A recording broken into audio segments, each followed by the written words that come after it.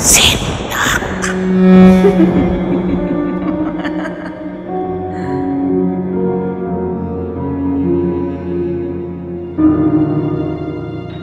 Hello Sir Red at sa bumubuo ng Sindak Short Stories. Avid listener ninyo ako sa podcast at matagal ko na rin pong gustong mag-send ng story. So pinag-isa ko na po at madami po akong gusto talagang ibahaging kwento dahil simula nung ako ay bata until now, kasama ang mga malalapit kong kaibigan, ay hindi talaga ako tinatantanan ng mga makapanindig balahibong karanasan.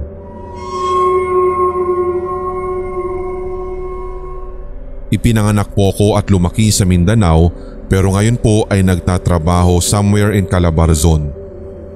Please call me Maya.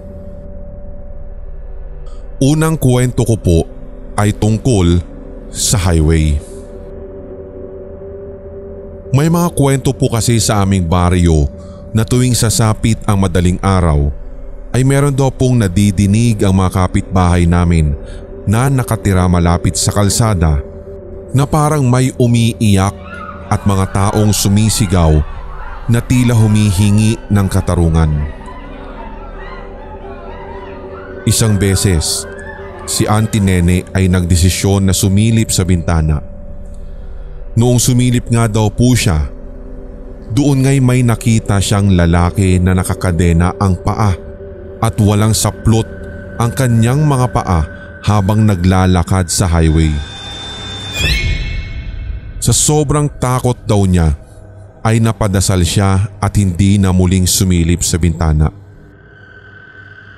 Madami pa pong kababalaghan ang highway na iyon pero dahil nasanay na ang mga tao sa mga kababalaghang naririnig magpasa hanggang ngayon tuwing madaling araw ay hindi na lamang daw po nila ito iniinda. Kumbaga, naging bahagi na ito ng kanilang buhay sa baryo. Hindi lingid sa aming kaalaman na ang highway na yun ay lagi po kasing may kinukuhang buhay taon-taon. Sa madaling salita, kada taon po ay meron at meron talagang nadidisgrasya sa kalsadang iyon. Ang ikalawa ko naman pong kwento ay patungkol sa kaibigang OFW ni Papa. Nagpagawa daw po kasi yung kaibigan ni Papa ng malaking bahay at dahil si Papa ay isang tubero, siya ang kinontak ng kaibigan niyang OFW para mag-install nito sa lababo, kubeta at sa bathtub. Lumipas ang araw at buwan ay bumalik na ang kaibigan ni Papa sa Japan. Makalipas ang ilang taon, umusbong ang mga kwento na ang bahay ng kaibigan ni Papa na OFW ay haunted. Kung pagbabasehan ang kwento kasi nung kaibigang iyon ni Papa, lagi daw po silang may naririnig na umiiyak na sanggol.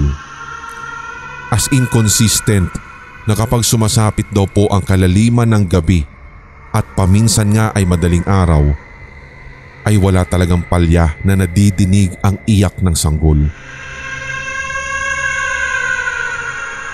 May mga kwento din na umusbong na meron daw dating bahay na nakatayo sa lote kung saan nagpagawa yung kaibigang OFW ni Papa ng bagong bahay.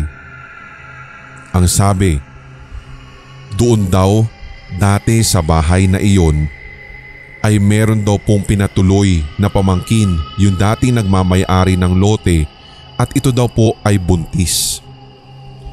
Ang masaklap dito si Red, nagpa-abort at flinash daw ng walang hiya na pamangkin ng dating may-ari ng bahay doon ang kawawang sanggol sa inidoro.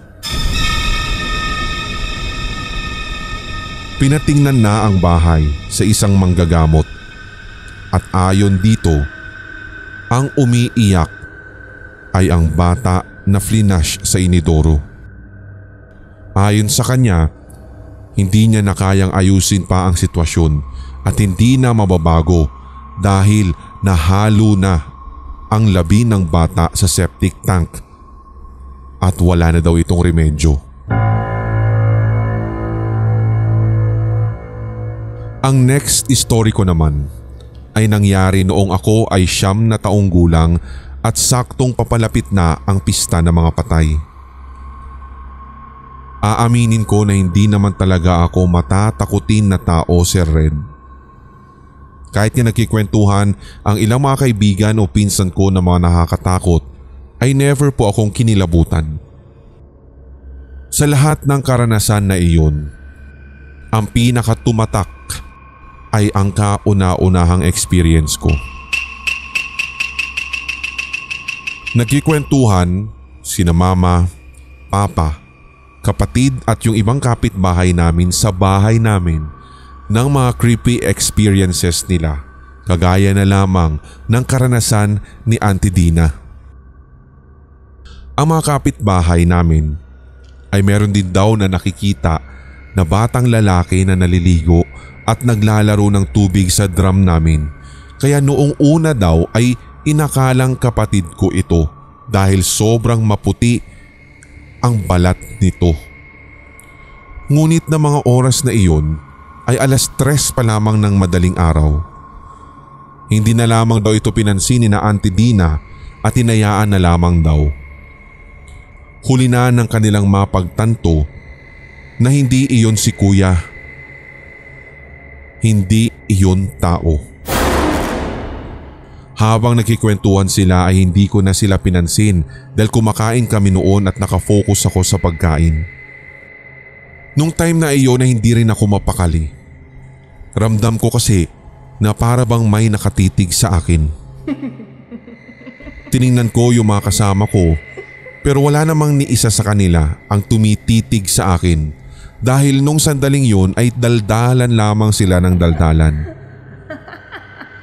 Makalipas ang ilang minuto, napatingin ako sa bintana. Yung bintanang iyon ay nasa mismong harapan ko at sa hindi ko maintindihang dahilan, na magnet talaga ang aking paningin doon. Doon nga ay may nakita akong batang lalaking duguan. At siya, yung kanina pang nararamdaman kong nakatitig sa akin. Yung dalawang kamay niya ay nakahawak pa sa bintana na animoy nakakapit at pag nagkataon ay aakyat sa bintana at papasok na sa loob ng bahay. Dahil sa gulat ay napasigaw ako. Napapikit na rin ako ng mariin at napaiyak dahil sa labis na sindak. Ito rin yung dahilan kung bakit natigil ang kwentuhan at nabigla kasi ang lahat sa aking sigaw. Tinuturo ko yung batang nakasilip kanina sa bintana pero nang kanilang i-check ay wala namang kahit na sinong naroroon. Hanggang dito na muna, Sir Red. Marami pa pong kasunod ang kwento kong ito. Pasensya na kung sakaling napahaba ang aking pagkikwento. Naway maabangan po ng inyong matigapakinig ang iba ko pang nakakatakot na karanasan.